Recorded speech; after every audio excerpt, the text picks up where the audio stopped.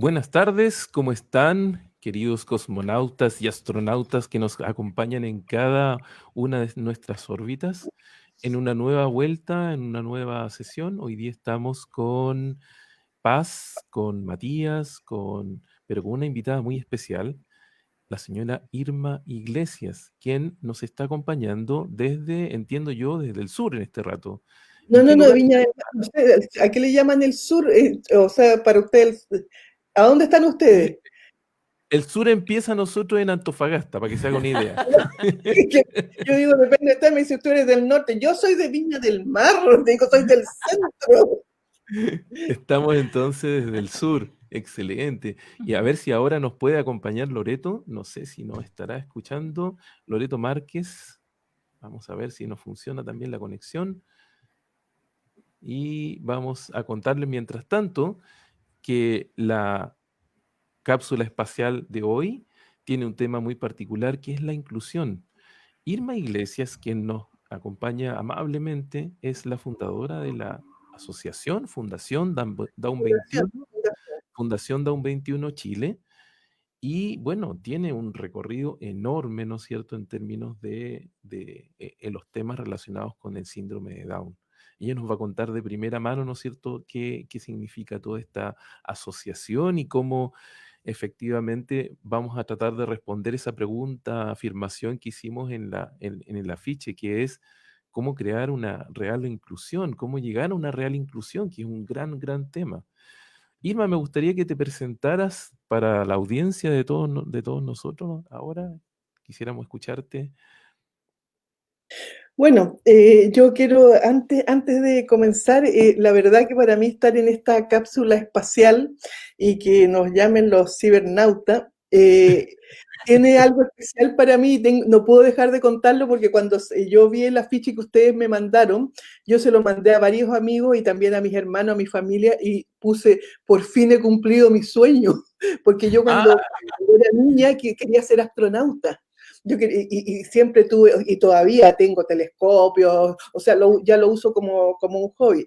Pero yo cuento esta anécdota porque a mí, como hasta los 10 años, mi papá nunca me dijo que no y me compraba todo. Yo tenía juegos que para esa época eran más masculinos que femeninos. O sea, yo tenía astronautas a pila, viajes a la luna, que era una serie de cosas que estaban relacionadas con el espacio, pero él nunca me quitó esa aspiración que yo tenía, pero sí me la fue canalizando para que yo me diera cuenta que en este país, y siendo mujer, no tenía ninguna posibilidad de llegar a la NASA, pero que sí podía hacerlo paralelo como un hobby, como otras cosas. Y eso a mí me enseñó a que nunca hay que coartar el sueño de alguien, pero sí, y para que no sea, a lo mejor uno no se estrelle y no sea una frustración, ir canalizando por dónde se puede. Entonces, cuando salen todos estos vuelos que van a haber tripulados a Marte, digo, no tener más años para poder, quizás en cuántos, 50 años más, 100 años más va a ser,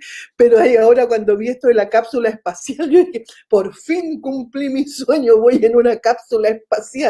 Entonces, es eso como anécdota.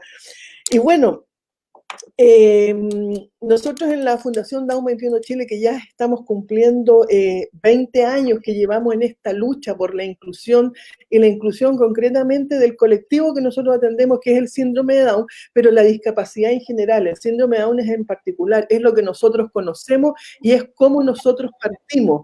Y partimos un grupo se puede decir, de padres soñadores que querían una respuesta mejor para sus hijos al darse cuenta que al nacer con una condición distinta, Chile es un país que no acogía a todos sus ciudadanos en igualdad y sigue no acogiendo. O sea, si en esa época se portaba mal, se sigue portando mal.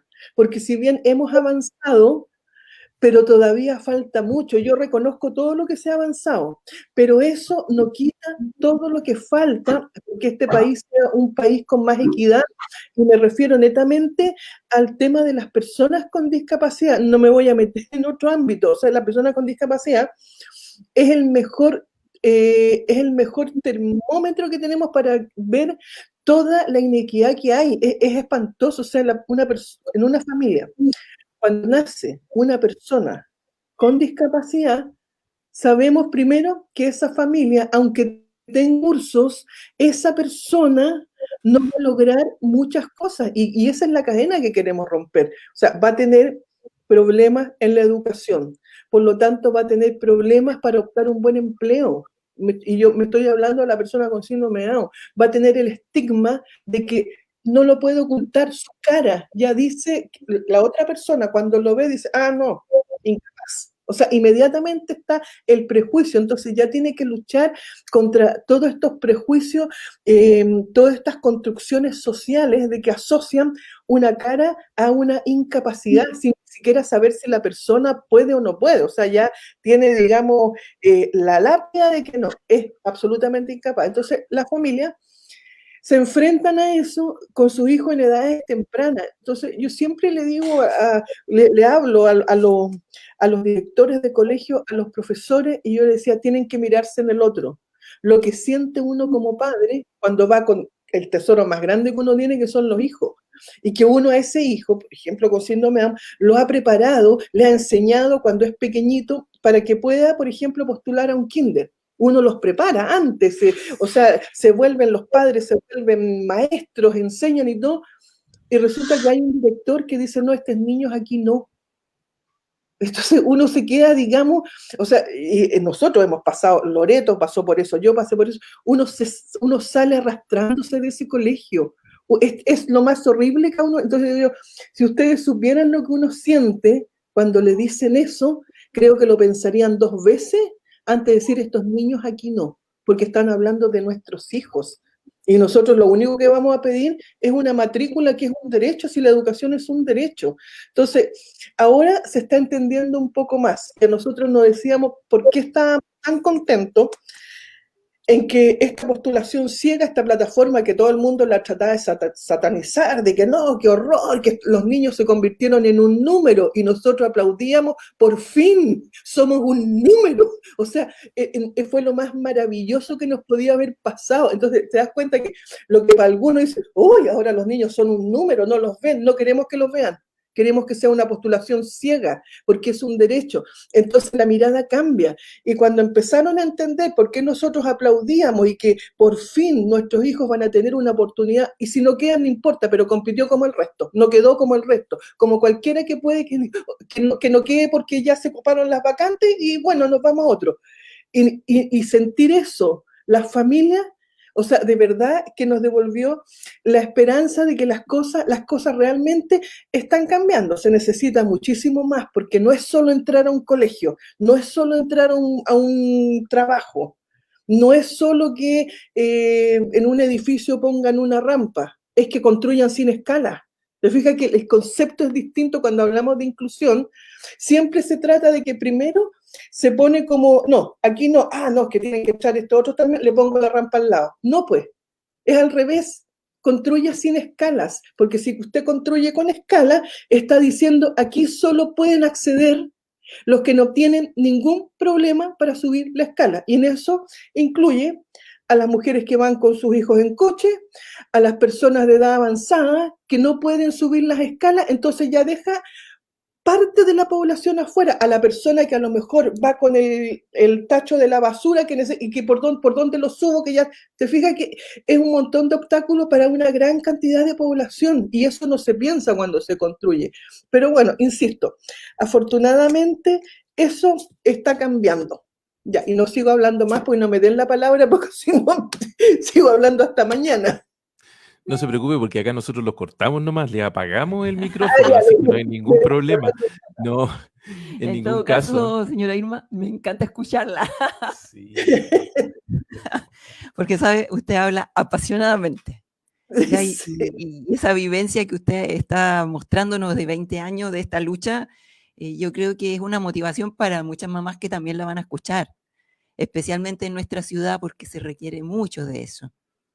Nosotros, usted habla 20 años que llevan de lucha, pero en ciudades tan lejanas, ¿verdad?, del centro del país, la lucha se hace más difícil. Sí, sin duda. Exactamente, mientras más se alejan del centro es más difícil, pero creo que eso también está cambiando porque uno de los pilares de la Fundación Down 21 Chile fue siempre trabajar con las regiones, llegar hasta el último rincón de Chile buscando a esas familias e invitándolas a que se sumaran a esta lucha, porque esta lucha, si no la damos nosotros, nadie va a salir a pedirla. Si ese es el tema, yo siempre les digo, ¿quiénes ganaron el derecho a voto de las mujeres? ¿Sus maridos? ¿Sus maridos salieron a la calle y quiero que mi mujer vote? No. Le digo, hay que revisar la historia. Fueron las mujeres las que consiguieron su derecho a voto. Y siempre ha sido así. Entonces, nuestros hijos, cuando son pequeños, nosotros somos la voz de ellos. Y tenemos que prepararlo para que ellos después también puedan exigir sus derechos. Pero ahora nosotros vamos más lejos y les hablamos también, por ejemplo, a los estudiantes que no tienen ninguna discapacidad. Y les decimos, ustedes tienen el derecho a educarse en un colegio inclusivo para que sean mejores personas y construyan una mejor sociedad, sin bullying, sin discriminación, sin prejuicio. Y para cuando ustedes, si en algún momento tienen que decidir y están en un puesto donde contratan personas y llega una persona con síndrome de Down, con autismo, con lo que sea, ustedes le den la oportunidad porque los conocen, porque se educaron con ellos, porque los conocieron desde pequeños.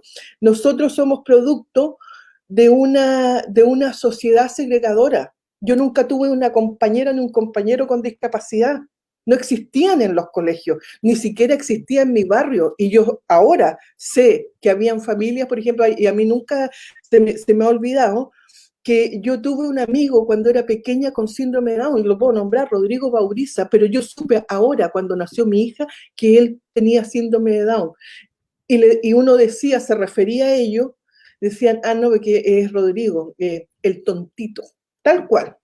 Entonces, porque uno no sabía lo que tenía, pero uno igual lo integraba, y murió tempranamente, pero yo dije él tenía síndrome de Down, y nunca a uno le explicaron, y lo dejaban salir muy poquito, o sea, así como cosas puntuales, no iba al colegio, lo tenían súper protegido, y todavía existen familias que esconden a sus hijos, a uno le parece increíble, pero todavía eso existe, todavía no está naturalizado que el hecho que existe una persona con síndrome de Down es parte de la normalidad y no de la anormalidad como se cree. Si es normal que nazcan, no es anormal. O sea, anormal sería que no naciera nunca una persona con discapacidad. Cuando uno entiende las clases de genética en biología, que le decía, ahí se da cuenta que la probabilidad que nazca una persona con síndrome de Down es muy alta. Entonces digo, ¿por qué a mí no me va a tocar si la probabilidad está? Mi hija con síndrome de Down es la primera de toda la familia, nunca había existido y somos 70 primos hermanos por ambos lados y nunca había habido una persona con síndrome de Down. Bueno, ahora hay una y seguramente van a pasar generaciones y va a haber otra. Pero tú, o sea, en todas las familias, cuando uno empieza a preguntar, en todas las familias que yo conozco, ya se han repetido las generaciones y generaciones saltadas. Y no es que sea hereditario, pero uno dice, no, mi mamá tuvo una prima lejana que tenía síndrome de Down. Por ejemplo, ahora no está Loreto, pero Loreto se encontró con la gran sorpresa que cuando nació su hijo con síndrome de Down, ella no sabía que en la familia de su marido habían como 3 personas con síndrome de Down, porque no se decía. Y dijo, yo me enteré cuando dije, pero si tiene una prima que tiene una hija y tiene una tía que tiene, y así, o sea, uno se da cuenta que hay más de los que uno piensa. Y bueno, sucede también otra cosa que es muy cómica, que en la calle donde yo vivo, en esta calle, llegué a vivir hace 14 años. Cuando llegamos a vivir acá, yo de repente veía que toda la gente como que nos miraba y se sonreía. Habían 7 en mi calle, habían 7 niños con síndrome de Down. Y como que dijeron, llegó otro. Increíble. Entonces, ahí uno los empieza a ver en todos lados y se empieza a dar cuenta de que, no sé, llevo a Catalina al pediatra y el pediatra y de repente conversando me dice, no, yo tengo una hermana con síndrome de Down, y así de repente conversa con otra persona, sí, yo tengo, y están como en todas partes, y ahí uno se da cuenta que es más normal de lo que uno creía. Lo que pasa que como era un tema que a uno no le importaba, porque esa es la realidad, uno ni se enteraba de que existían, y esa es la realidad, que uno tiene que tiene que interesarse más en qué es lo que tiene o qué es lo que hace mi vecino, cuál es su familia, quiénes la componen, porque creo que en alguna medida esta pandemia nos ha llevado a eso, a mirarnos hacia adentro. Ahora todos sabemos qué es lo que estudian nuestros hijos, cómo estudian, cuáles son sus rutinas, lo hemos conocido más, porque nos obligan a estar, digamos, todos en casa y nos estamos como reconociendo. Yo lo encuentro increíble. Irma, bueno, acá hemos tratado de que se conecte Loreto, pero la Loreto, verdad es que hemos tenido harto problema ahí con la conexión. Loreto es también directora de la Fundación Down 21 Chile y trabaja junto con Irma. Irma, la verdad es que a nosotros nos mueve mucho tus comentarios porque en lo que esperábamos nosotros era precisamente esto, una conversación en la que pudiera ser franca, que nos pudiera contar desde dentro, no era hacer una clase, no era una charla de genética ni nada por el estilo. Por eso el título lo discutimos harto con Paz y con Matías diciendo, pucha, a ver, ¿cómo enfocamos esto para que eh, sea importante y tenga trascendencia? Porque la información está en todas partes, las características genéticas, etcétera, todo eso exactamente, está en todos lados. Entonces, pero ¿qué es lo que nos interesa a nosotros poder transmitir en este espacio que partió como una cápsula de informativa, ¿no es cierto? Pero como siempre hemos dicho en varios programas ya, somos tan dispersos y volados que terminamos haciendo una cápsula espacial. Entonces, tratamos de mantener el orden de las comunicaciones y las ideas, pero siempre terminamos hablando de otras cosas aparte del tema central, ¿ya? Sin embargo, eso nos da la riqueza de este programa y nos permite hablar así. ¿Qué edad tiene tu hija? 20, acaba de cumplir 20 años. Y salió de cuarto medio, que también fue eh, un camino, un camino no exento de espinas, porque la verdad es que uno va año a año viendo si logramos el otro año. Nosotros decimos, todos los años un parto. Ah, por fin logramos, y otro año, y otro año, y otro año. Y hay muchísimos que no lo logran, no logran eso que es tan natural para el resto de la población. Eso que no vale nada, eso que dice, pues si apenas tiene cuarto medio, porque así se dice en forma despectiva, Sí, si apenas tiene exacto. cuarto medio, para nosotros es un máximo. O sea, llegar a cuarto medio, porque a uno le pregunta y dice, ¿y tiene cuarto medio? Sí. Pero del Ministerio de Educación, sí, pues le digo, ¿de dónde va a ser cuarto medio? Le digo, tiene su certificado de cuarto medio emitido por el Ministerio de Educación, con todos sus cursos aprobados. Y para nosotros eso es lo máximo. Entonces, claro, ahora viene una etapa en que ya, ¿qué sigue? ¿Qué se hace? ¿A qué se va a dedicar? ¿Cuáles son sus intereses? Y hay que empezar nuevamente a mostrarle un abanico de posibilidades y que estas posibilidades eh, sean bien aterrizadas y realistas. No cosas que no sirvan para nada o para casi nada, sino que le haga tener un proyecto de vida, y sea cual sea. Y eso es igual que como cualquier hijo, porque por ejemplo, si ella quisiera hacer, no sé, por decir algo, si le gustara la costura, perfecto. Pero si también le gustara la parte administrativa de que Claro. quisiera trabajar en una oficina, bueno, también. O sea, y cuesta más eh, no influir, digamos, eh, en las cosas que ella puede estar mostrando, porque uno tiende a tratar de torcer eso y ver, no, yo creo que esto le conviene más. Entonces, tener ese equilibrio también es súper difícil, sobre todo con es súper difícil de no tratar de influir demasiado para cambiar algunas. Entonces, hay que tener mucha, digamos, mucha sangre fría para ver ya qué realmente es lo que podemos orientar y qué es lo que podemos, no, esto la verdad que se vaya saliendo esto, y porque, por ejemplo, hay muchos jóvenes, sobre todo, que una de sus ansias es tener carnet para conducir. Entonces yo converso con los papás y me dicen, ¿qué hacemos? Me dice, porque, por ejemplo, mi hijo sabe conducir porque en el campo le pasamos el auto y él ya aprendió, porque aprenden. Me dice, pero no me estaré equivocando si insisto en que tenga un carné para conducir, no, porque puede causarle daño a otra persona, porque también uno tiene que ser consciente, tal vez su reflejo sea más lento. Entonces, entonces uno dice, pero es justo que yo le coarte eso, entonces es súper complicado, es súper complicado. También podemos hablar del tema porque ya que estamos hablando de inclusión, y inclusión significa que tiene que haber equidad e igualdad, y si quieres ser madre, es otra tremenda pregunta, es una tremenda pregunta. Ya la teníamos dentro de las preguntas para hacerte, así que la teníamos la anotada. teníamos anotada como una de las grandes preguntas. Hay mamás que me han dicho, ellos quieren adoptar, porque o sea, le digo, son tremendas preguntas, quieren adoptar, le digo yo, ya, ¿y por qué no si tienen los apoyos necesarios?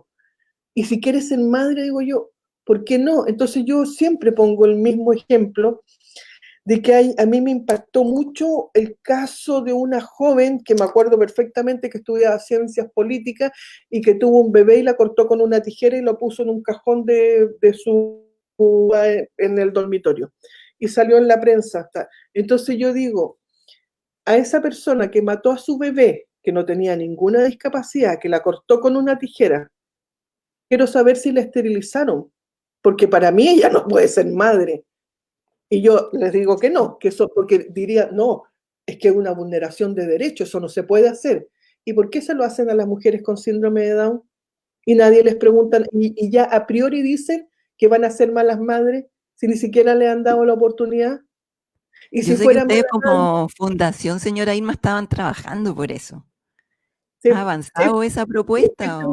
esa es una de las banderas de lucha nuestra, o sea, ¿por qué a priori son malas madres si la sociedad ni siquiera les da la oportunidad? Y yo digo, ¿y si fueran malas madres?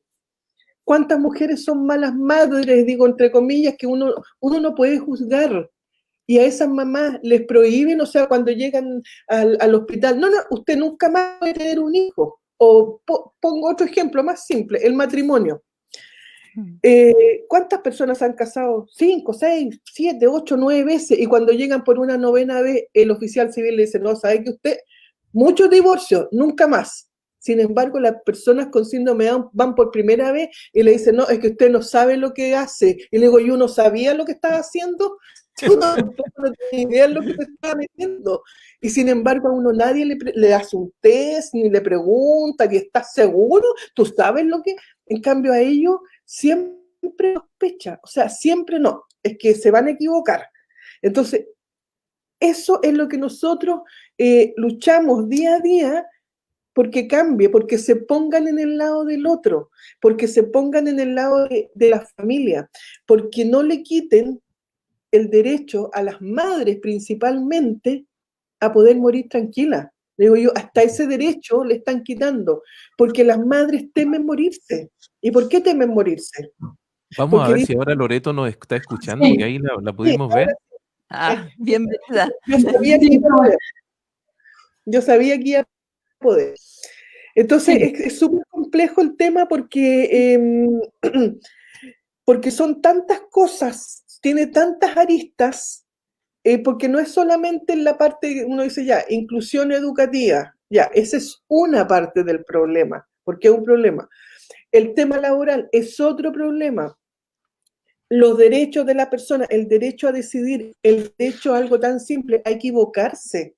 ¿Por qué no los dejan equivocar? Aprende de los errores. ¿Por qué a una persona con síndrome de Down, si pierde la llave de su casa, no se la dan nunca más? Yo la sigo perdiendo. Yo, Loreto es testigo, yo pierdo todas las tarjetas de cajero automático, ahora me tienen bloqueada en el banco y no puedo ir porque yo tengo que andar pidiendo tarjetas prestadas a mis hijos. Oye, a tu cuenta préstame para poder comprar, porque Loreto es testigo, ahora y justo ahora en pandemia, todas las bloqueé, las perdí, tenía 3 y le digo, no me vas a creer que ya no tengo ninguna y tengo que estar pidiendo las tarjetas prestadas, las de débito para poder comprar por internet. Y no tengo, olvido todas las claves. Y le digo, Loreto, ¿usted acordáis más o menos qué clave puedo haber tenido acá? Y ella me empieza a decir, ¿será esta? ¿Será otra? Y tengo estos llaveros famosos, pero son tantas claves que uno tiene que al final no sé si la cambié, no la cambié, y de repente empecé a poner la misma clave para todo y me llegó un aviso y me decía, alerta, tiene más de 30 sitios con la misma clave y es peligroso. Yo dije, pero si lo puse para no olvidarla. Y yo he olvidado, o sea, llega a tal punto que uno es estrés, porque yo le digo a Loreto, tú estás atenta si es estrés, yo de Alzheimer. Se me ha olvidado el número de Ruth, y me dice su número de Ruth, y yo digo, no me acuerdo, lo tengo que mirar, pero claro, después uno se da cuenta que el nerviosismo es estrés y que de repente uno se bloquea. Pero si eso le pasa a una persona con síndrome de Down, les aseguro que dicen que es incapaz y que no tiene la capacidad y que no puede. Y ahí está la gran diferencia, porque hay una cara que lo condenan. Yo una vez escuché el discurso de mi querido amigo Felipe Garrido, que tiene síndrome de Down, que me hizo llorar. Y él dijo, yo tengo síndrome de Down y no puedo disimularlo. Claro. Y eso es una realidad, porque él trató de decir, yo cargo con esto. O sea, yo llego a algún lado y al tiro dicen, ah, mira. Entonces, yo digo, ¿alguien ha pensado lo que es vivir con eso? Que uno sabe que va a poner un pie en la calle y lo van a ver como un incapaz. Cuando uno, yo digo, estoy segura que si yo pregunto, estoy, no sé, en un auditorio con gente ahí, o sea, algo presencial, y yo le preguntara a todos, ¿alguien aquí considera que es menos inteligente? Seguro que nadie levanta la mano, porque nadie reconoce eso, porque socialmente no está bien decir, no, es que yo en realidad soy medio pasado por la cola del pavo. No, pues nadie reconoce eso.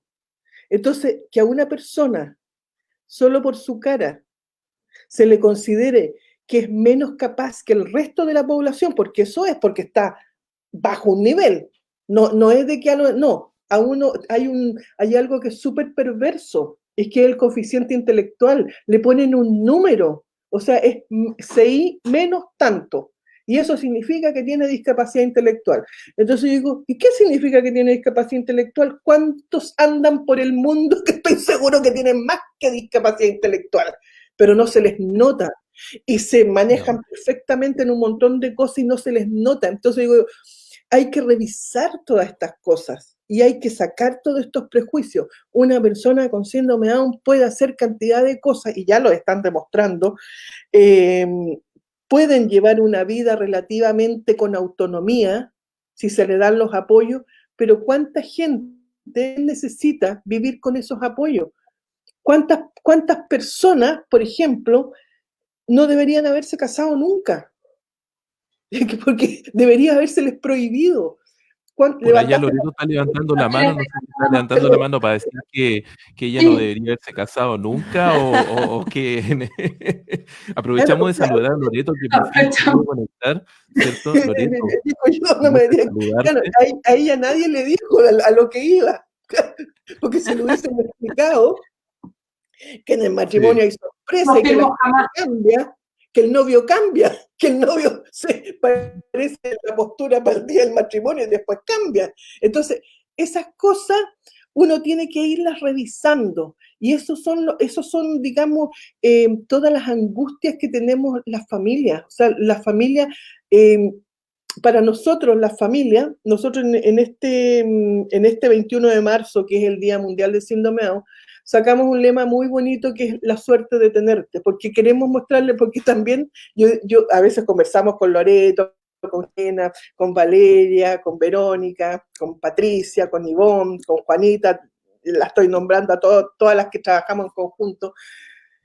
Deben pensar que ese pobre, o sea, nos deben mirar como las pobrecitas, qué terrible, pobrecita, pobre madre, tanto que debe sufrir, la cruz que lleva, pobre. Y yo digo, pero si no tenemos nada de eso, no saben, o sea, digo yo, si supieran, primero, cómo disfrutamos lo que hacemos, cómo amamos a nuestros hijos, porque nuestros hijos ya son lo más maravilloso, y todos, o sea, no hay aquí, aquí no hay diferencia, no hay decir, ay, mi hijo pobrecito, mi hija pobrecita, la que tiene síndrome de Down.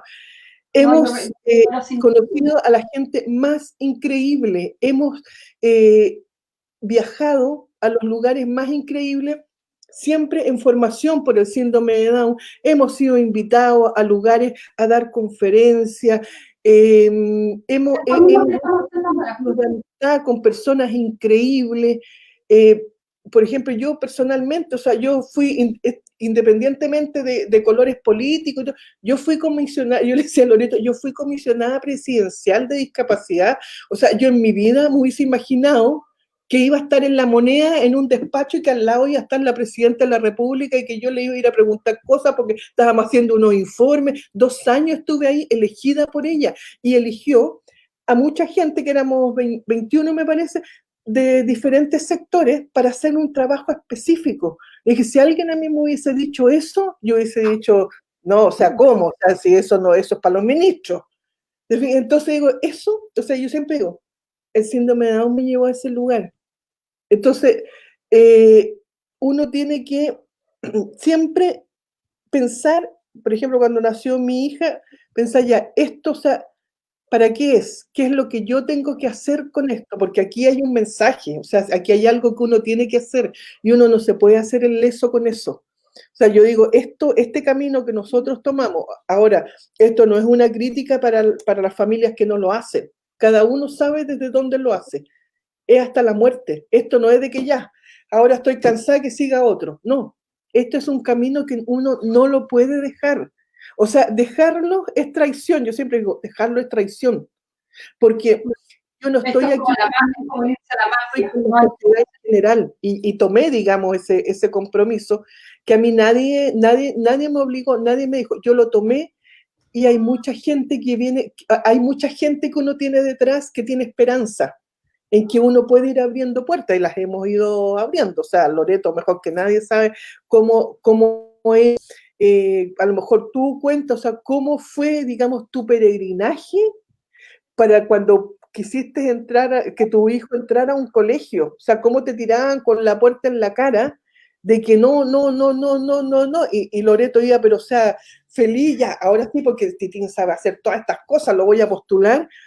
Y le escuchaban todo lo que ella tenía que hablar, para decirle, mire, No. le vamos a explicar, o sea, a ella le querían explicar que su hijo era tontito y que no podía estar en ese colegio, que tenía que ir a otro colegio donde atendían esos niñitos.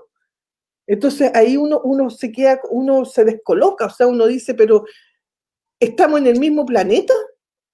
Porque es impactante. O sea, digo, a mí me gustaría que alguna vez esos directores sintieran lo que nosotros sentimos, porque nos destrozaron, o sea, nos destrozaron no el corazón, el alma, nos dejaron sin alma, uno sale ahí sin alma. Digo, es lo más terrible que a uno le pueden decir. Tú cuéntalo. Bueno, menos mal que yo soy de la postura de que ellos se lo perdían. O sea, ellos se perdieron a tener a Humberto de alumno. Yo parto de esa base. Claro que en ese momento me afectó horrible. Además, o sea, yo no iba a colocar a Humberto en un colegio donde ellos me iban a decir que iba a estar mejor cuidado. Yo lo que quería es que él aprendiera, y que aprendiera a desenvolverse dentro del mundo común y corriente, como todos. O sea, ¿por qué para él iba a elegir un colegio distinto que para mis otros 2 hijos? Porque afortunadamente con la ley de inclusión, en este momento, el año pasado, lo pude postular como a cualquier otro niño en un colegio que me llamó mucho la atención el eslogan que tenía en la plataforma, un espacio para todos.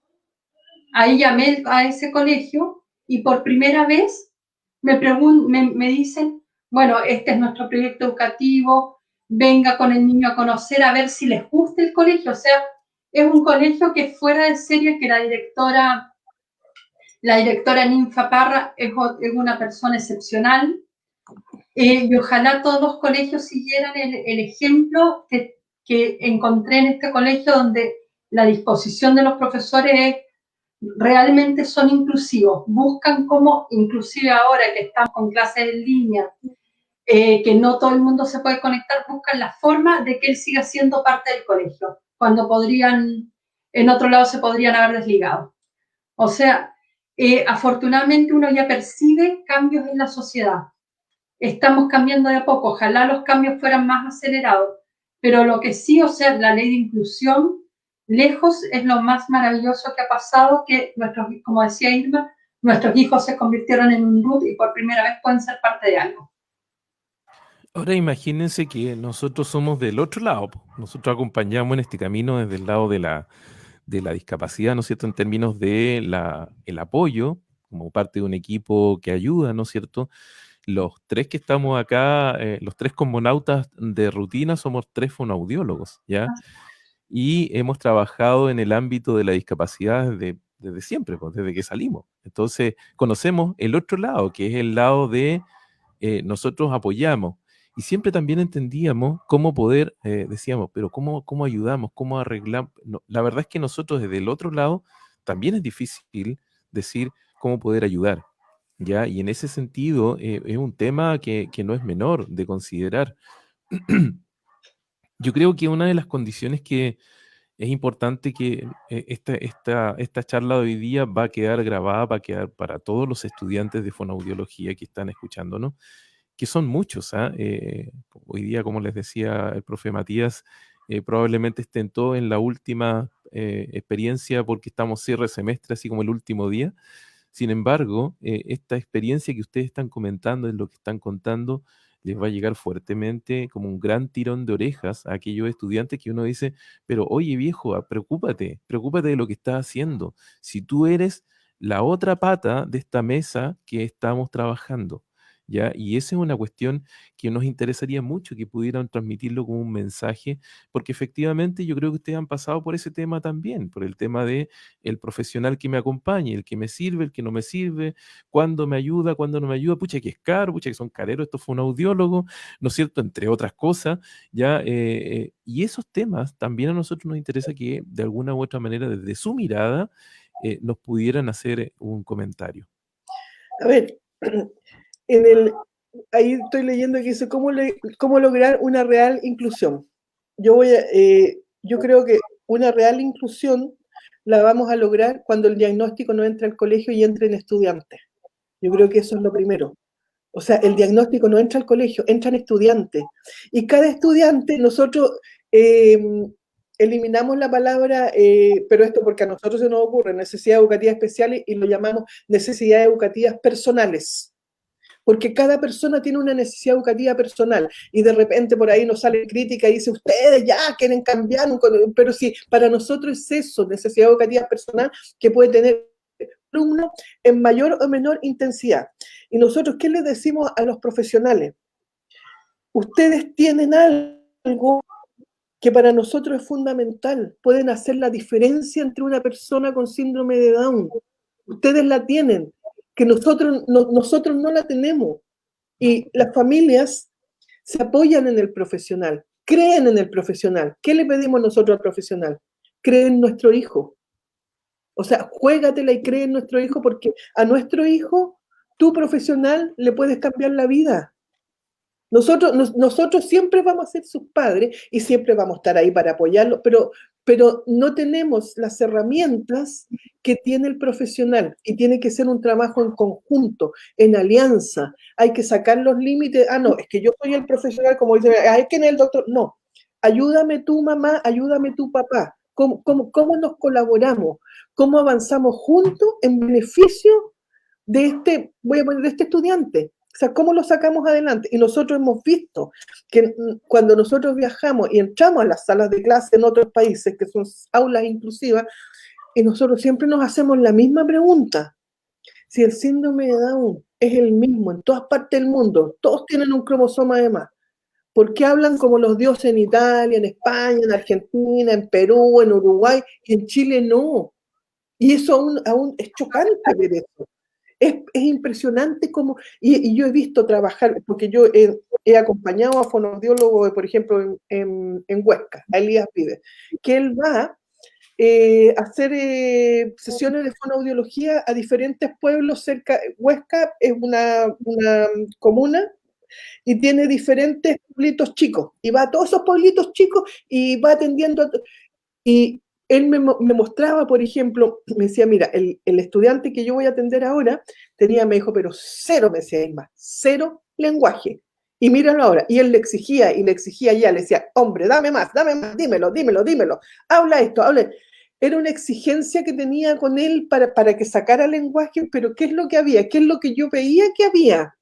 Era una complicidad con el fonoaudiólogo, o sea, porque cuando lo veía llegar, digamos, este estudiantito, porque tenía entre 9 y 10 años, se ponía feliz de que, llegó Elías, mi amigo, y ahí empezaban a trabajar, pero había una empatía y una complicidad, era más que el fonoaudiólogo, que el logopeda le llaman allá, que iba a hacerle la sesión. Y este chico, por ejemplo, se sentía exitoso, entonces le subía su autoestima, porque también, o sea, le decía, mira, hombre, ¿cómo estás avanzando? ¿Cómo vas logrando tus objetivos? ¿Cómo estás bien? O sea, nunca había algo que le dijera, mira, ¿sabes qué? Aquí está complicado, está difícil. No, siempre la actitud positiva. Entonces yo lo miraba como trabajaba y decía, claro, le devuelve todo eso que a lo mejor este niño arrastró por mucho tiempo de que no era capaz, de que no podía. Y a la vez también eso rebotaba en la familia, que la familia también estaba feliz porque veían los avances de ese hijo que pensaban que nunca iba a lograr sacar lenguaje. Entonces, ese para mí es el mensaje, o sea, tienen que trabajar en conjunto, pero porque los padres ponen todas sus fichas en el fonoaudiólogo, o sea, porque el tema del lenguaje es algo que atormenta todo. Entonces, pero también hay que creer en ese alumno que sí es capaz, que sí lo puede lograr y pensar siempre que uno le va a cambiar la vida a esa personita. O sea, va a ser distinto y también lo puede perjudicar. Siempre hay que tener eso presente, que uno tiene toda la esperanza en los profesionales porque nosotros confiamos, o sea, nos entregamos, como se dice, nunca cuestionamos, nos entregamos. Entonces esperamos nosotros lo mismo, digamos, a cambio, que también se entreguen hacia nuestros hijos. Eso sería yo el mensaje que podría dar. Y es el preciso mensaje que nosotros transmitimos también como formadores de futuros colegas y profesionales. Constantemente nosotros le decimos, al frente tuyo te vas a encontrar con una familia que va a creer en ti, que te va a pagar lo que tú le pidas, que va a creer, pero ciegamente en lo que tú estás haciendo. Y si tú eres irresponsable al hacerlo, eres un muy mal profesional. Entonces, ese tema para nosotros también es muy relevante. Así que excelente que lo haya mencionado también y que no nos escuchen solo de nosotros, porque de pronto pueden decir, lo que pasa es que los profes son todos pesados y nos piden ahí, nos exigen. Pero la verdad es que nosotros, porque trabajamos muchos años, hemos trabajado, para ir Paz llevamos harto años, no vamos a decir cuánto, pero llevamos harto años trabajando. Ya, el tema es que eso nosotros lo notamos desde siempre. Entonces uno cuando se veía frente a la otra gente y de repente un niño con síndrome de Down empezaba a hablar o un niño con un problema de lenguaje empieza a hablar, es una luz para la familia. Entonces Exactamente. nosotros decíamos, oye, qué importante, es tremendamente importante mi trabajo. Y eso nos daba mucho, era la mejor ganancia de todas. Realmente era la mejor ganancia de todas. Y eso es clave en el proceso formativo para los estudiantes. No sé, Matías, que tú ahí tienes un comentario. Estás sin micrófono. Aprovechando eso. Ahí sí. ¿Sí? ¿No me escucha? Sí. Sí, ahí sí. Genial. Bueno, soy un espectador en primera persona, muy, muy agradecido de todo lo que tienen para contarnos, Irma, Loreto, muy, muy emocionante. Y quiero tomar las últimas palabras que nos dice Loreto, porque, como dice Mauricio, cobra mucho sentido y sobre todo, yo hace un par de horas solamente, él mencionaba a estudiantes, la importancia de, en el proceso de formación, no mecanizar lo que nosotros hacemos, porque muchas veces se tiende a hacer, esta persona, como dice, tiene un diagnóstico y yo tengo que hacer lo mismo para todos. Esta persona tiene determinada característica y yo hago lo mismo. Entonces, qué espectacular lo que menciona sobre las necesidades educativas personales, porque de la mano de externos, ¿cierto?, puedan comprender cómo impacta la forma de ir comprendiendo cada persona como un mundo distinto. Yo no puedo tener un trabajo terapéutico que sea una réplica si tengo a 100 personas. Yo debo interiorizarme de las necesidades que estas personas, de las potencialidades que tienen, y eso queda en evidencia en lo que nos transmite Loreto, Irma, y es espectacular porque muchas veces, como dice Mauricio, dicen, ya, pero el profesor es para que nos motivemos un poco, o a lo mejor quiere darle énfasis a algo que a lo mejor no tiene mucho impacto más adelante, pero con este discurso queda en evidencia que es extremadamente necesario el proceso de formación, tomarlo como algo que va a impactar y además que no es una réplica de lo que yo voy haciendo con todo, sino que debo tener el conocimiento para poder identificar cuáles son las necesidades puntuales y hacia dónde dirigir yo en la terapia. Eso es muy, muy esencial. Entonces, solo eso quería, ¿cierto? Rescatando lo último que nos decías para que quede de manifiesto, y todas las personas que nos escuchan en formación, sean de fonoaudiología, de pedagogía, psicopedagogía, vean el rol esencial que nosotros tenemos y que no es porque a nosotros como académicos se nos ocurre, es porque efectivamente las familias lo necesitan, ¿cierto? Las personas con las que ustedes van a trabajar lo necesitan. Eso, básicamente. Tienes toda la razón, Matías, y ahí aparece el concepto en el que ustedes también son expertas, que aparecía dentro de sus credenciales, ¿no es cierto? Diseño universal de aprendizaje. Es la palabra clave detrás de todo esto.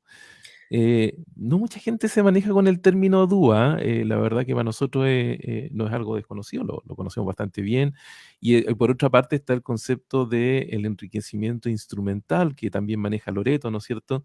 Aquí Paz hizo también el curso de enriquecimiento instrumental, así que también conocemos de la temática, y serían una cuestión importante a lo mejor de comentar acá, el concepto este del diseño universal de aprendizaje, entendiendo a las personas como individuos, ya que es como una de las claves.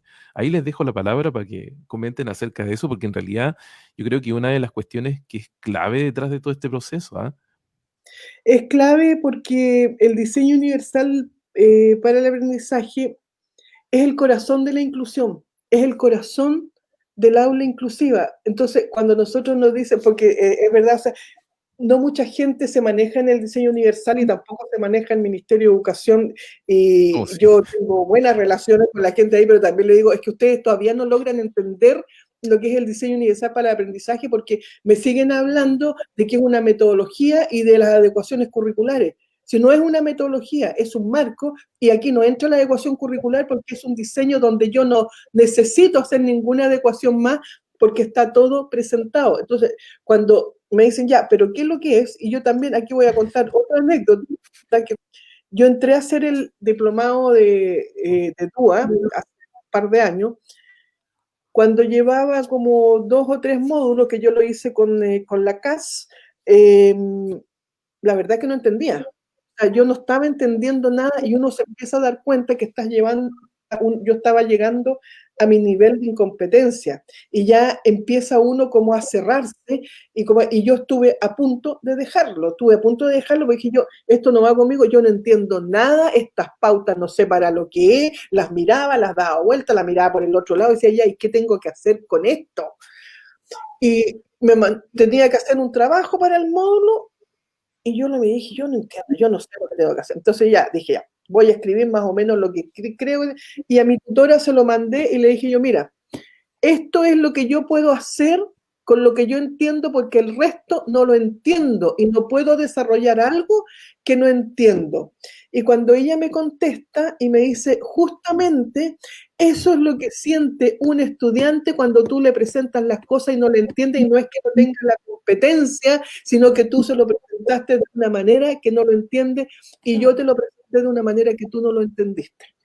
Y ahí empezamos a conversar, y cuando de repente en esas conversaciones, lo que ella me explicaba, algo hizo así, clic, y se me abrió la mente y entendí, pero era así como dije, yo le decía a Loreto, como magia, como que me entraba todo, y yo la llamé por teléfono, porque yo sí tenía claro que cuando uno entiende algo lo puede explicar. Y le empecé a explicar todo lo que yo sabía. Sí, yo le explicaba. Entonces Loreto después decía que si yo no la hubiese llamado todas esas veces y ella no me hubiese puesto atención, cuando ella hizo el diplomado, ella no hubiese entendido nada. Ella entendió gracias a esta explicación. ¿Y qué es lo que yo entendí que me abrió la mente? Porque no lograba entender cómo yo podía hacer una clase que me abarcara toda la diversidad que había en ella y que ahí también habían, pero eso podía haber un estudiante ciego, uno con síndrome Down, uno con autismo, una diversidad. Podía haber un migrante, un estudiante sordo. ¿Cómo O yo un niño hacía? muy inteligente. Un niño muy inteligente también, a eso voy, ahí voy. Entonces, cuando a mí me decían que el futuro está en los márgenes, y yo miraba la campana de Gauss y decía, pero ¿qué es esto? El futuro está en los márgenes, esta campana. Bueno, el ejemplo era clave. Y eso yo lo leí en el libro de Todd Rose, que él es una persona que a mí es mi ídolo, porque es una persona que sin haber pasado por la universidad, tiene un doctorado en Harvard, en la Facultad de Educación, y yo digo, háganse eso. ¿Y por qué? Porque el tipo es demasiado inteligente y porque él no encajaba en la educación tradicional, no encajaba por su inteligencia, y sin embargo tiene pero es un tipo en neurociencia, pero fantástico. Y la explicación de él, para mí, dije yo, él dio en el clavo. Eso de que, el ejemplo de que en una época, en la aviación norteamericana, había muchos accidentes aéreos, muchísimos, y no encontraban la explicación, algo estaba fallando. Y decía, ¿qué puede estar fallando si la cabina que se diseña, la cabina de mando, es para el piloto promedio, está bien sacado? Y estaba diseñada la cabina para un piloto promedio, pero sin embargo seguían los accidentes. Y justamente el problema era ese, porque el promedio no existe. No existe ese promedio para que hacían la cabina. Entonces, en algún momento un piloto, o sea, o iba a tener los brazos más largos, otro más corto, o iba a ser más gordo, más flaco, y no iba a encajar para accionar los mandos. ¿Qué es lo que se hizo? Se flexibilizó la cabina, no al piloto. Entonces, ¿qué es lo que se mueve? La silla, para que el más chico, el más grande, y ahí cambió todo. Y esto es lo mismo, en la educación es lo mismo. No tengo que flexibilizar al estudiante, tengo que flexibilizar el contenido. Lo que yo le muestro tiene que servir para todo. ¿Y cómo lo hago? Tengo que tomar entonces el estudiante que le cuesta y el superdotado. Y al poder yo diseñar contenidos para ellos, para estos márgenes que están en las esquinas, tengo cubierto el medio. Y ahí lo entendí, ahí entendí de qué se trataba. Entonces dije, claro, eso es lo que uno tiene que hacer. Y más me hizo sentido cuando vi el cubo, que se hizo este cubo de los colores, y que sale con un platillo, y se anuncia que sale el Rubik para las personas ciegas. Y lo veo, y era blanco con braille. Y yo digo, ¿y por qué le sacaron el color? Sí, sí, al dejarlo con color y en braille sirve para todos. Exacto. Esa es la respuesta. Y yo pongo eso como ejemplo. Esa es la respuesta. ¿Por qué le sacas el color? Entonces, todos los contenidos que nosotros hacemos tiene que servir para todos, no es solo para el estudiante con síndrome de Down, o si no, no sirve. Y ahí nos llegaba la otra pregunta, ya, pero ¿y cómo lo hago? Multinivel. Usa el multinivel, igual que en los juegos. Uno estarán en el nivel 1, nivel 2, nivel 3, nivel 4, nivel 5, pero es el mismo contenido. Ya, están, no sé, están viendo las capitales del mundo, por decir algo, y resulta que tu estudiante con síndrome de Down no tiene lectura ni leer. Ya, no tiene, pongámoslo bien hecho, no lee, no habla, pero sabe ver imágenes.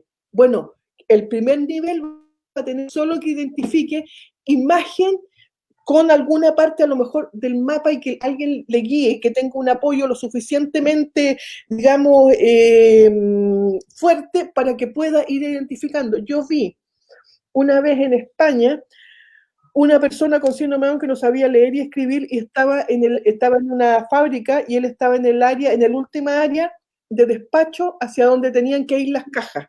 Y yo dije, ya, ¿y cómo lo hace? Solo con imágenes. ¿Y cuáles eran las imágenes?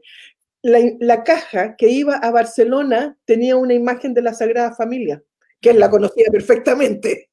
Entonces, claro, él sí, ya, listo, Sagrada Familia, saca Barcelona, pum, timbre, Barcelona. Entonces, digo, estaba todo adaptado para que él pudiera hacer su función sin tener que exigirle. Y bueno, paralelamente, obvio, se le estaba enseñando a leer y él estaba aprendiendo, obvio, porque ya tanto de ver la palabra escrita Barcelona, Sagrada Familia, ya sabía leer la Barcelona. Entonces, el diseño universal es eso. Y ahora, con la tecnología, es un tremendo aliado. ¿Y qué es lo que no entienden los profesores?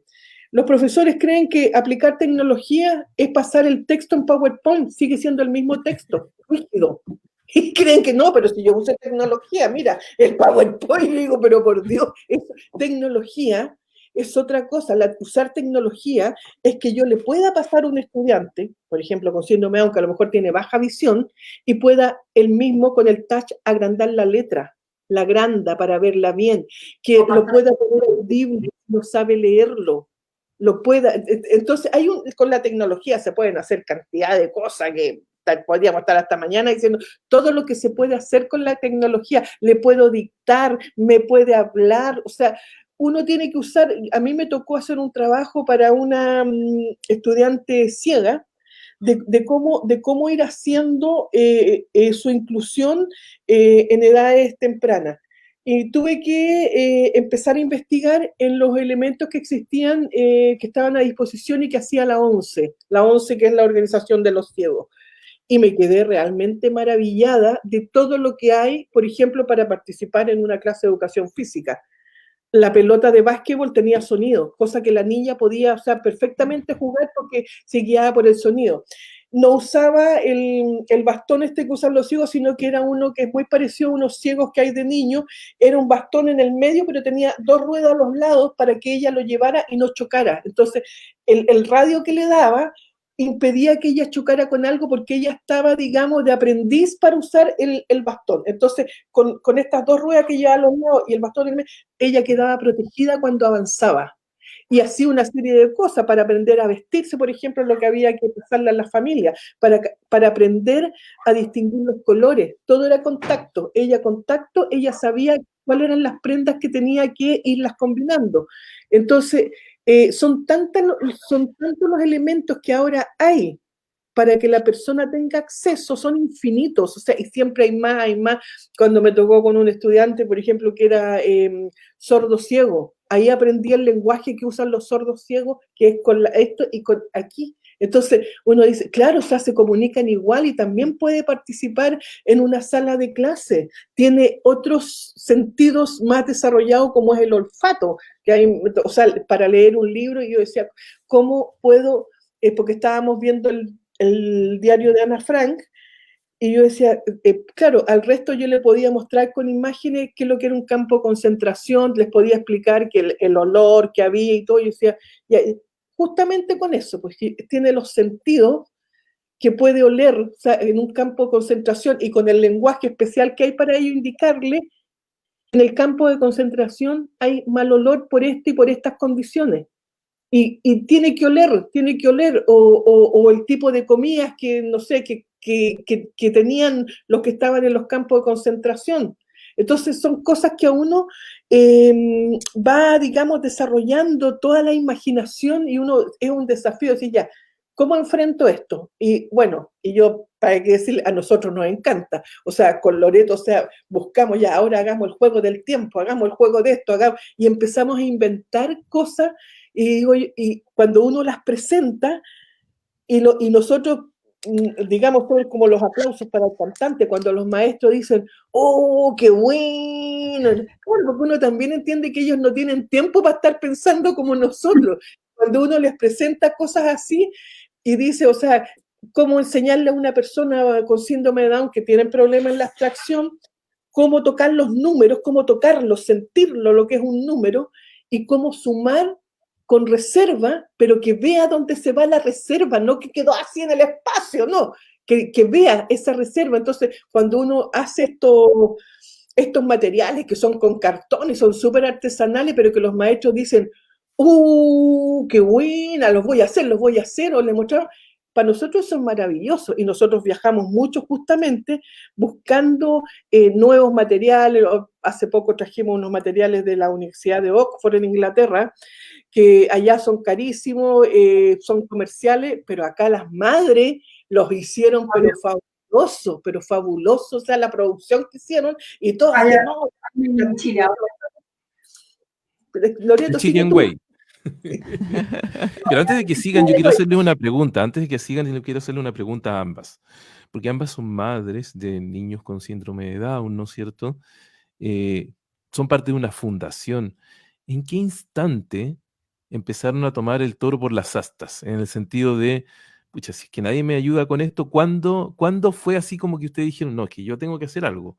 ¿Qué fue lo que hizo que las movilizó a aprender, en meterse en política, a meterse en una fundación, en tomar curso? ¿Qué fue lo que les hizo movilizarse allá?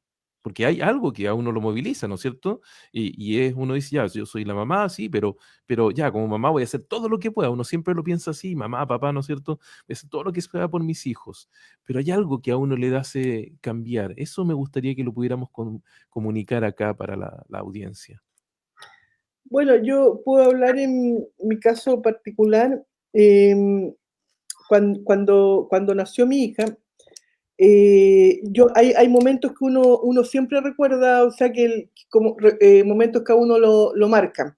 Cuando nació mi hija, a mí no se me va a olvidar nunca que hubo un silencio en la sala de parto que no fue como normal, porque cuando nacieron mi otro hijo, el médico gritaba, ¡ah, un lindo niño!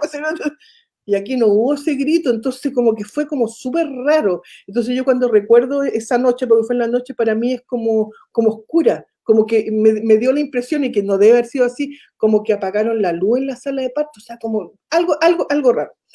Estaba en la habitación, no, como que no había mucho movimiento. Entonces, de repente llega el médico y entra y me dice, ¿te sientes bien? Sí, ya. Mañana hablamos. Le dije, no, ahora. Le dije yo ahora, porque uno tiene esa intuición. Le digo, ¿qué pasa? O sea, ¿qué sucede? Entonces me dice, no, es que parece que la bebita viene con síndrome Down. Y yo le dije, ¿parece? ¿Cómo es ese parece? Le dije yo, ¿ese parece se convierte en no después de algo? No, me dice. O sea, el parece es. Entonces él me decía, sí. Y ya le dije, anda a buscarla. Y él me dice algo que para mí fue súper relevante. Y me dice, ¿estás preparada? Y yo voy a decir lo que le dije, anda a buscarla, pedazo de mierda. Porque, ¿cómo no voy a estar preparada? Es mi hija. ¿Te fijas? Y yo necesito que ella sepa que estamos juntas en esto. Entonces, cuando a mí me la trajeron, que yo la tomé, la abracé, y su manito me tomó, mi camisón me tomó así, no se me olvidan nunca. Y yo dije, sí, estamos juntas en esto. Y al otro día pedí un computador, inmediatamente. Y todo a uno le pregunta, ¿pero estás segura? Y yo, mira, oh. Y dije yo, y una orden, alguien que entre llorando aquí, que no entre a mi pieza, porque nació mi hija. Aquí no hay que nadie. Y empecé a buscar en el computador, a buscar, y no encontraba nada, no encontraba. Y decía, pero ¿cómo no va a haber nada? Entonces me acuerdo que yo le pregunto a mi hermana, le digo, oye, ¿tú sabes lo que es el síndrome de Down? Y mi hermana me dice, sí, es que parece que es porque son bajitos. Entonces, yo dije, porque son bajitos. Después le digo a la enfermera, la enfermera, ya, tú sabes, y que justo tocó que yo conocía a la enfermera, le digo yo, Leila, ¿tú sabes lo que es el síndrome de Down? Sí, me dice, pero no te preocupes porque a la tuya es como súper poquito lo que le tocó. Y yo dije, ¿cómo poquito? Entonces eran tantas cosas que yo dije, no, aquí está todo mal. Y ahí estaba el problema. No, dije yo, aquí hay un problema. Entonces dije yo, ya. Llegué a la casa y dije yo, ¿dónde hay una institución que me puedan explicar, que me puedan decir? En Santiago. Y aquí no hay nada. Sí hay una, pero es que nadie sabe dónde está porque no dice el nombre en la puerta. Entonces dije, ¿cómo no dice el nombre en la puerta? Y efectivamente era como oculto. Y dije, pero es como el Ku Klux Klan, la cuestión. Dije, ¿cómo? O sea, había que andarla buscando. Me decían, mira, como 2 casas más allá, ahí están, como la secta. Y yo dije, esta cuestión aquí, no, esto no puede ser. Y la única que era, digamos, reconocida, estaba en Santiago y se llamaba Complementa, tampoco nada hablaba del síndrome de Down. Y me decía, pero eso está camino a Farellones. Y dije, ya, no importa, voy a ir y voy a ver, o sea, quiero saber de qué se trata, cómo se trabaja. Y ahí, en ese buscar, que tanto buscaba, porque estoy hablando del año 2000, mi hija nació en el 99, del año 2000. Y yo entraba a internet y habían unos buscadores que no son los de ahora, y yo ponía síndrome de Down y a nivel mundial tampoco aparecía mucho. Entonces de repente me encuentro con un portal que dice próximamente se inaugura down21.es. Dije yo, aquí hay algo. Y empecé a esperar y fui la primera que entré, sí, fue súper chistoso. Fui la primera que entré y una madre lo estaba haciendo, que era Beatriz Gómez Jordana, y que curiosamente ella había vivido en Chile porque su padre había sido embajador. Y empezamos a conversar. Su hija Bea debe tener 24 años. Entonces ella también andaba en lo mismo de dar información a las familias. Y empezamos a armar un foro ahí, ella empezó a subir información y empezó a conectarse mucha gente. Y de repente uno conversaba con mucha gente en el foro y uno se empieza a hacer como conocido porque uno participa mucho, da opinión y todo. Y ahí, en ese foro, había una persona que se llamaba Jesús Flores, y que siempre teníamos como choques, como que discutíamos mucho, y yo le discutía, bueno, este Jesús Flores, que yo le discutía tanto, era una eminencia en el síndrome de Down, que es el doctor Jesús Flores, que nos hicimos muy amigos, y que ahora Jesús debe tener, ¿qué tiene Loreto? Unos 81 años más o menos, bueno, es el que descubrió en el cerebro cómo funcionaba el síndrome de Down, que hizo los ensayos con los ratones y todo. Y claro, yo le discutía como diciendo, oye, ¿qué me vienes a hablar tú? Ya, bueno, él se reía, yo digo, ¿cómo se tiene que haber reído de mí? Y él me desafió, yo siempre digo lo mismo, él fue mi mentor. Me dijo, a ver, Irma, tú que tanto alegas y que tú dices, no, que esto, te desafío a que abras puertas en Chile. Hay muchas familias chilenas que están en este foro. Le dije, bueno, que se identifiquen las familias chilenas y que todos pongamos de qué país nosotros estamos escribiendo. Y ahí empezaron a salir todas las familias chilenas, que mantenemos, hay algunas que incluso se fueron a vivir a España, mantenemos contacto hasta hoy, son parte de la fundación. Empezaron a escribir y ahí nos empezamos a identificar quiénes éramos los chilenos que estábamos en ese foro y que todos teníamos la misma necesidad, esa misma necesidad de encontrar información. Y nos empezamos a juntar y empezamos a darle forma, invitamos a este Jesús Flores, él vino a Chile, él se juntó con nosotros y ahí le pedí yo la autorización para llamarnos Down 21 Chile, que obviamente me la dio y en un principio él nos ayudó mucho con libros, con muchas cosas, y ahí empezamos en este camino, pero sin pensar a lo que llegamos ahora. O sea, nosotros partimos, queríamos entregar información que fuera veraz y confiable a la familia que lo necesitara, pero en algún momento nos dimos cuenta que las personas con síndrome de Down, por ejemplo, por mucho que fueran al colegio y todo, iban a calentar el asiento, como se decía. No sabían leer, no sabían escribir, no sabían nada. Y yo dije, pero esta cuestión no puede ser, porque yo veo que en España sí lo hacen todo. Entonces, me dice, pero bueno, en España tienen los adelantos, tienen todas las cosas, y seguramente allá tendrán la tecnología o tendrán los estudios para hacerlo. Entonces dije yo, bueno, habrá que ir a España. Entonces todos me dijeron, ya, pero ¿y cómo en España? Ah, no sé, le dije, algo se nos ocurrirá. Y ahí vino el primer proyecto. Dije yo, ya, ¿qué tal si tomamos un artista de aquí, dije yo, de estos chilenos de la televisión, y una persona con síndrome de Down, y lo sacamos en una foto y hacemos un calendario? Y ese calendario lo vendemos.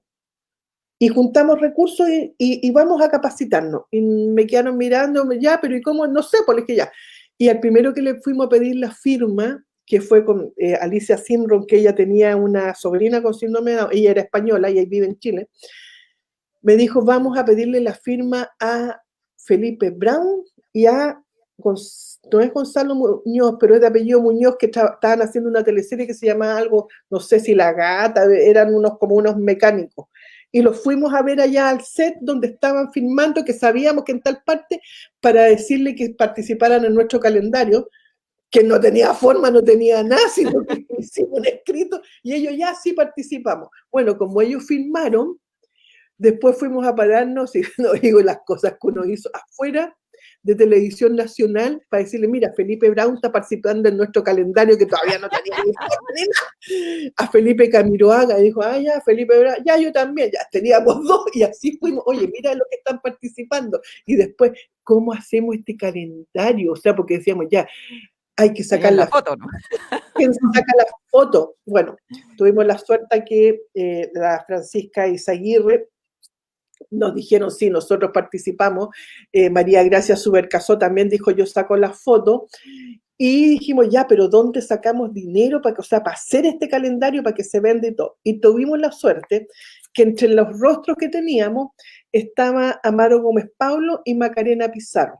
Y en una de estas conversaciones que estábamos, de que cuándo vamos a sacar la foto, teníamos que ver las locaciones, ¿no? Nosotros nos agrandamos y decíamos, ¿cómo vamos a sacar esto adelante?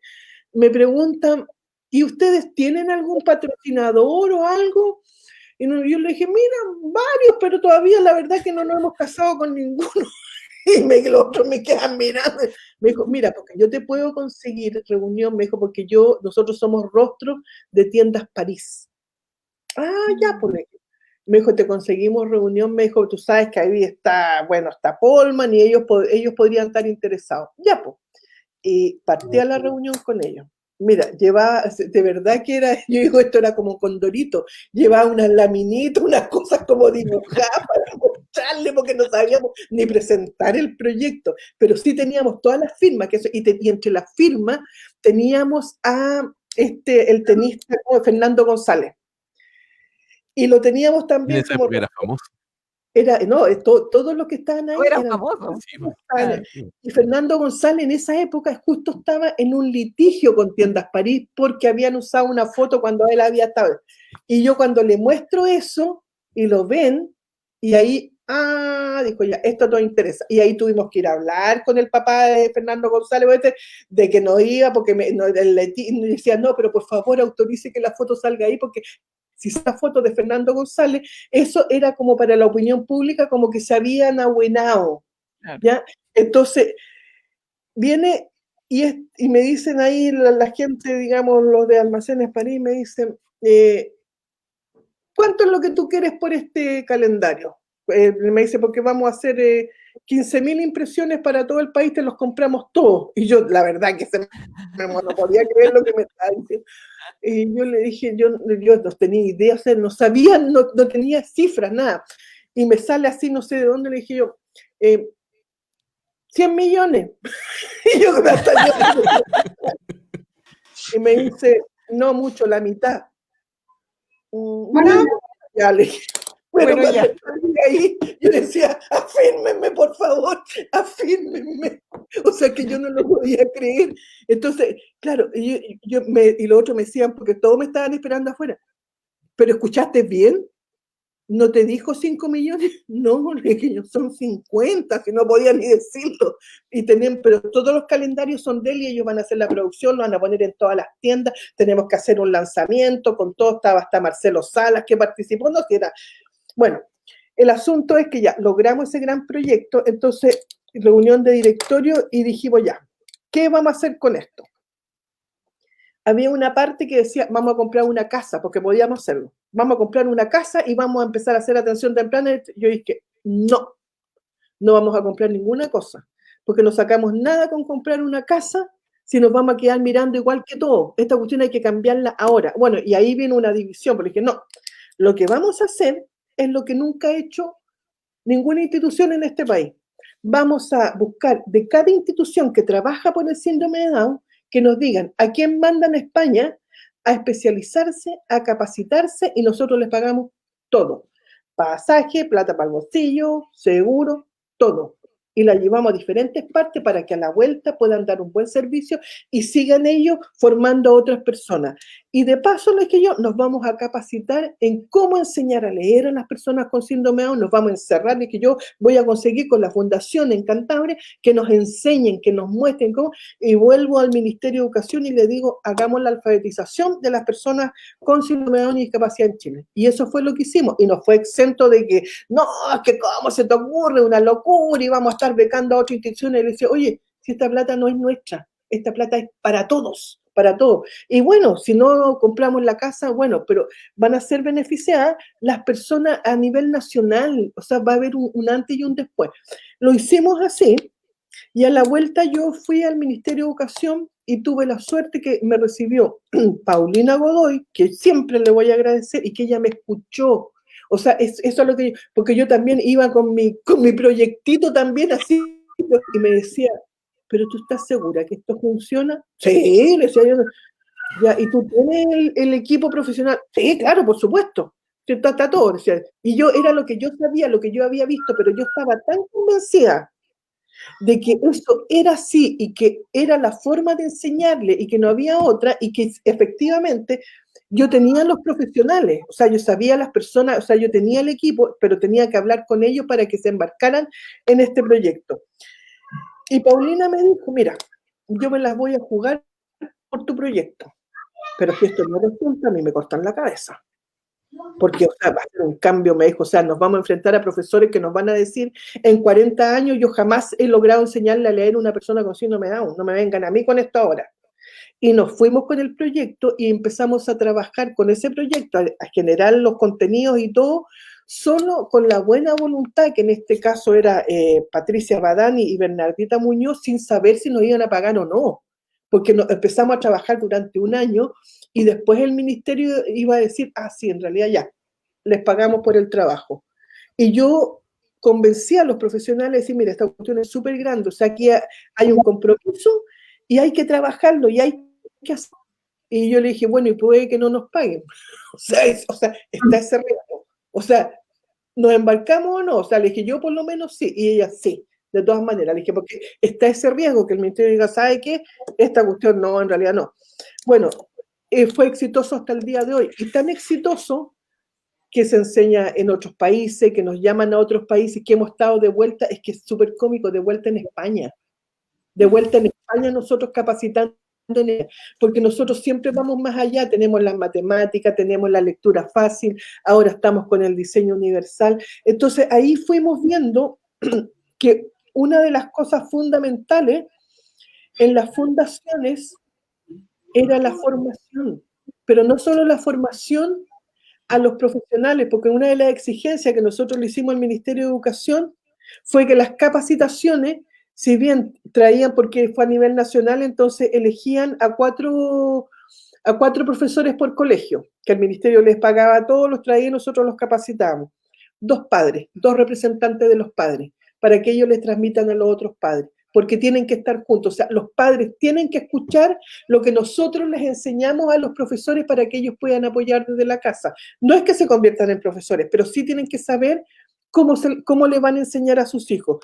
Y así fuimos avanzando, digamos, ya después en otras materias, en empleo con apoyo, después nos metimos en la política sin darnos cuenta, nos metimos, digamos, en proyectos de ley, empezar a elaborar proyectos de ley. ¿Y cómo llegamos ahí? Bueno, llegamos ahí justamente, también, o sea, son puros casos que son, o sea, yo le digo, son lo más chistoso que hay.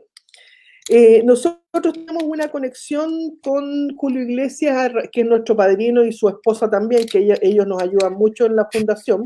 Increíble, es como... Claro, estábamos en un recital de Julio Iglesias, porque cuando viene a Chile nos llama por teléfono, me dice, oye, Julio va para Chile y vayan para allá y todo, y nosotros, y la gente no nos cree, porque nosotros, no, vamos nomás, y oye, mira, soy en mi iglesia, llama por, ya sí pase, porque ahí tienen su asiento y nos sientan adelante, y después vamos a hablar con Julio y todo eso.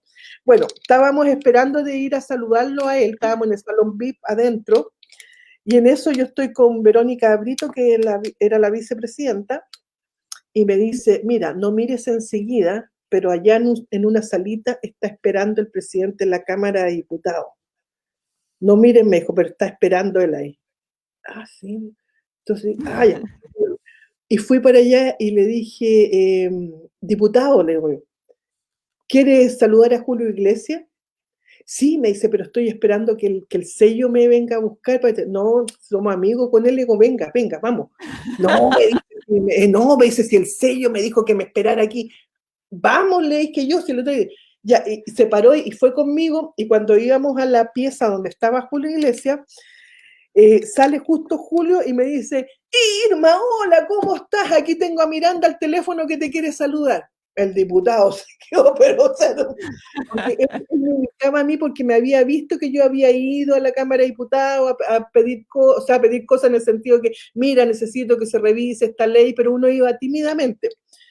Y claro, o sea, para él eso fue pero impresionante porque su ídolo porque ahora es embajador en Argentina, Nicolás Monque, es Julio Iglesias. Y de ahí, con ese presidente de la Cámara, la fundación es una amistad que dura hasta el día de hoy, porque después en otra avenida que hizo Julio Iglesias, yo lo invité cuando era ministro del Trabajo y lo llamé y le dije, viene Julio Iglesias, lo invito con su esposa para que estemos ahí y compartamos con él. Y él fue y todo, entonces son cosas, por eso digo, son cosas que uno sabe, digo, esto todo es del síndrome de Down. Entonces, esas son las cosas que, bueno, y nuestro proyecto de matemáticas se llama Proyecto Miranda por la mujer de Julio Iglesias, porque ella nos ayudó a que fuéramos en reiteradas ocasiones a buscar por el mundo cómo enseñar matemáticas, a capacitarnos en diferentes países, hacer como un mix y hacerlo acá en Chile. Entonces ella siempre pendiente de lo que necesitamos,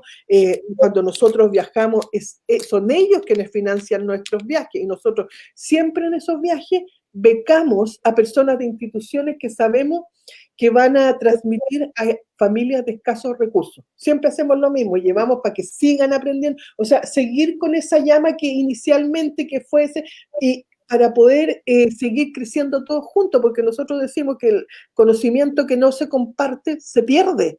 O sea, nosotros necesitamos que todo esto se comparte, más o menos eso es a grandes rasgos las cosas que nosotros hacemos. También tenemos convenio, por ejemplo, con la Contraloría General de la República, que cuando nosotros estábamos firmando convenio con el Contralor, decíamos, estamos con el Contralor para insertar personas con síndrome de Down a la Contraloría que están trabajando en forma exitosa. En el Ministerio de Educación también tenemos convenio y ahí también.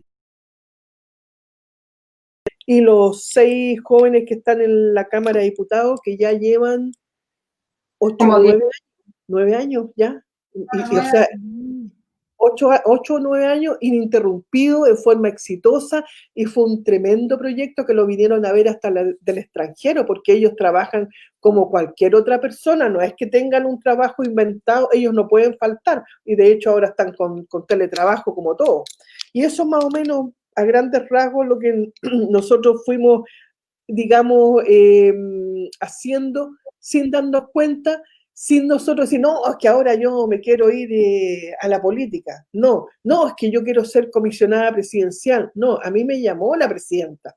Y cuando a mí me llamó, yo pensé que era una pitanza. Me trataba de decir, ya, pero a ver, identifíquese. A ver, yo decía, ¿qué le pregunto para saber si o no es? Porque ni siquiera me atreví a contarlo, porque digo yo, capaz que haya sido mentira. Es que uno no, yo digo, capaz, no. Claro, y cuando me llegó por correo ya formal, dije yo, era, a ver, ahí recién conté lo que me había pasado y que me habían nombrado comisionada presidencial, porque a uno le parece increíble que yo pregunté. Mira, la pregunta que le hice, le dije, presidenta, pensando que era la presidenta, dije, ya lo voy a hacer presidenta igual. Presidenta, le dije yo, ¿y quién dio mi nombre? Y ella lo que me dijo, no, me dijo, nadie me dio su nombre, usted puso su nombre. Y eso para mí, o sea, fue un reconocimiento, pero, o sea, a mí nunca se me olvidó eso, porque yo le dije, ¿y quién dio mi nombre? O sea, como diciendo que, claro, porque uno dice, alguien me tiene que haber recomendado, alguien tiene que haber, me dijo, no, usted puso su nombre. Entonces, yo creo claro, que es admirable lo que ustedes han logrado. Sí, o sea, y bueno, y tengo por que qué? decir, o sea, Loreto, porque en el aspecto de que hay muchas mamás que están en su casa en este rato y sienten que no pueden hacer nada. Pregúntenle a Loreto, que yo la veo, o sea, porque Loreto tiene 3 niños, que es distinto. Y de repente me dice, ya no doy más, porque hay que hacer un sinfín de cosas. Y Loreto, bueno, tiene una formación, digamos, es licenciada en humanidades, tiene una formación que le permite, digamos, que otras cosas sean más fáciles, pero también tiene una carga, digamos, en su vida privada que no es menor, o sea, tiene 3 niños, el mayor 14 años y otros 2 más pequeñitos, entonces tiene que ahora, sobre todo ahora, compatibilizar todo esto de online, la casa, y bueno, y aparte que tiene a su mamá, a su tía, que son la pensión Las Rosas, le digo yo, ¿cómo está la pensión Las Rosas? Solamente tengo que decirles algo. Nosotros este es el primer capítulo que ha estado tan entretenido que nos hemos extendido más de 1 hora y media. Habitualmente los capítulos son de 1 hora. Pero la verdad es que está tan entretenida la historia que en realidad, ¿cómo le vamos a cortar? No podemos, no podemos. Sin embargo, tenemos que cortarla. Tenemos que despedirnos pero podemos hacer una segunda parte, como ya lo hemos hecho con más de una oportunidad, ¿no es cierto? Hemos hecho más de una segunda parte, porque en realidad todo lo que ha transmitido a través de esta conversación va a quedar grabado y las personas que lo escuchen van a decir, me lo perdí. O sea, definitivamente se perdieron si no estuvieron hoy día acá una gran charla, una gran conversación. No sepas tú, para que vayamos cerrando esto con Sí, ideas sí. Yo importantes. creo que es importante el aspecto de uno mostrar que una persona con síndrome de Down puede hacer muchas cosas y que tiene además los mismos derechos que tenemos todos. Y yo que me dedico al área infantil, para mí es sumamente importante esto de la inclusión educativa, porque uno sabe que el acceso a la educación les permite abrir puertas, que el acceso a la lectura les permite abrir muchas puertas, ¿sí? Incluso desarrollar ese lenguaje que no han podido desarrollar. Por lo tanto, para mí eso sería un programa que lo esperaré, porque yo creo que igual mis estudiantes que están escuchando por allí, es un tema relevante, porque las personas, el chileno común piensa que un chico con síndrome de Down no aprende a leer, que no sabe de matemáticas, que no va a ir a la enseñanza media, ¿verdad? A lo sumo piensa, no, sí, va a ir a jardín, pero no es así, esa no es la realidad que todos nosotros queremos mucho más que eso. Así que yo aquí abiertamente les puedo decir que ojalá nos podamos reunir otra vez, que la historia de Loreto que quedó pendiente, no quiero que quede pendiente, sí, porque yo creo que es sumamente importante el poder escucharla y que podamos hacer una parte 2 y poder saber más de ustedes y poder crear lazos con ustedes. Encantado. Porque estamos tan lejos. Sobre todo que son fonoaudiólogos, es lo que más nos interesa.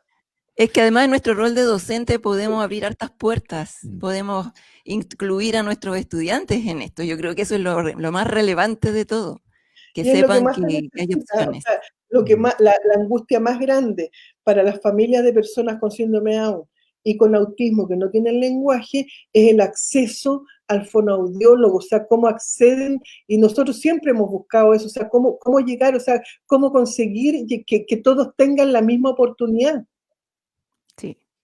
Sí, o sea, nosotros tenemos esa oportunidad. Tenemos esa oportunidad porque somos parte de una universidad pública, de un extremo de Chile, ¿no es cierto?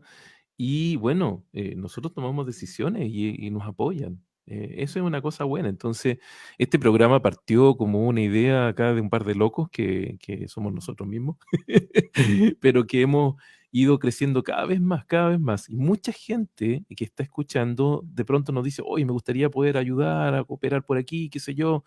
Y la verdad es que sí, efectivamente podemos hacer Voy a hacer una plataforma para llegar a todo Chile, para que las familias que sean carentes de recursos tengan esa oportunidad de saber cómo trabajar con sus hijos, que eso es súper importante, si se puede, o sea, dando algunas directrices, digo, se puede, y las familias están abiertas a recibir eso, o sea, decir, ya, ¿cómo lo hago? ¿Cómo ayudo a mi hijo? Pues tenemos que tener una segunda parte para ir, digamos, viendo cómo hacerlo. Matías, las palabras para el cierre necesarias, como siempre. Wow, increíble todo lo que hemos vivido, ¿cierto? Gracias a los relatos que nos van comentando. Antes que cualquier cosa, desde lo personal, agradecer la sinceridad, la cercanía que han tenido y nos permite poder entregar, perdón, son los ruidos de fondo de la transmisión. ¿Ya? pero muy, muy enriquecedor desde la formación profesional, porque muchas veces es la limitación que tiene uno. Uno puede entregar experiencias, aspectos teóricos, pero siempre es la figura académica que está frente al curso explicando. No hay nada como tener la visión desde la otra vereda, que es más emotiva y refleja cómo repercute realmente en la vida de las personas. ¿Ya? No es solo acá el libro nos dice esta información, estas son las pautas que evaluamos o no. No, acá estamos efectivamente dejando de manifiesto el trabajo que puede impactar de forma positiva o negativa. Entonces, la importancia de formarse como profesional a conciencia, ¿ya? Eso es algo muy, muy relevante que queda de manifiesto en todo lo que nos han mencionado. Aprovecho de felicitar también y aplaudir todo el recorrido que han hecho en estos 20 años. Así que eso como Imposible palabras de sintetizarlo cierre. en tan poco tiempo, pero lo hemos intentado, Increíble. ¿no es cierto?, acá con Irma. Le agradecemos Gracias a ustedes enormemente, por la oportunidad. igual a Loreto. Así que yo les dejo ahí la palabra para que puedan despedirse de este programa, que como les decía, ojalá pueda ser una segunda parte. Loreto, tú tienes la palabra, que yo ya he hablado mucho. No, ¿qué más les voy a decir? Un millón de gracias por esta oportunidad, por esta invitación. Me alegra que se estén dando estas instancias. Qué bueno que el conocimiento se esté compartiendo a través de distintas plataformas, que, por ejemplo, con los cursos que tenemos, nos hemos dado cuenta de que existía una gran necesidad, sobre todo en las zonas más extremas de Chile, en que no está llegando todo lo que se necesita, sobre todo en materia, en especialidades profesionales. Necesitamos urgente sesiones de estimulación temprana, fonoaudiología, pautas para los padres, para que puedan aplicar donde no están llegando los profesionales por diversas razones. Así que 1 millón de gracias por esta oportunidad. Muchas gracias. No olvidemos que son necesidades educativas personales. Pongamos de moda. No se nos va a olvidar nunca más. Lo vamos a dejar ahí escrito Sí. en este programa. Les agradecemos a todos los cosmonautas y astronautas que nos han acompañado hoy día en esta nueva órbita, y la verdad es que le hemos cumplido un sueño a Irma, que ha sido por primera vez parte de un vuelo en una cápsula espacial. Gracias a todos y nos vemos el próximo viernes. Que esté muy bien. Adiós. Adiós. Adiós.